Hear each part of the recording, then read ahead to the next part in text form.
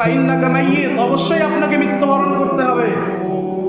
সাতাতরুকুকা যাওজা, আপনার যে স্ত্রী আপনাকে ভালোবাসে, মহব্বত করে, এই স্ত্রী আপনাকে ছেড়ে চলে যাবে। ওয়াতাতরুকুকাল আওলাদাকুম, আপনার যে সন্তান আছে, যে সন্তানের জন্য আপনি আল্লাহকে ভুলে আছেন, এই সন্তান আপনাকে রেখে যাবে।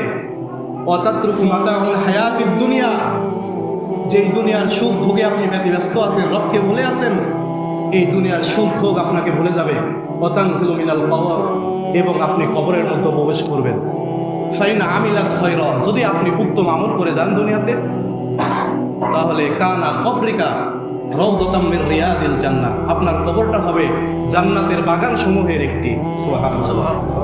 ফাইন আমিলতা গায়রা যালিক, আর যদি আপনি খারাপ কাজ করে যান, যদি আপনি মন্দ কাজ করে যান, কানা কবরুকা হুফরাতিন মিন হুফরাতিন নার, আপনার কবরটা হলে জাহান্নামের গর্তের মধ্যে একটি আগুনের গর্ত। নাউজুবিল্লাহ।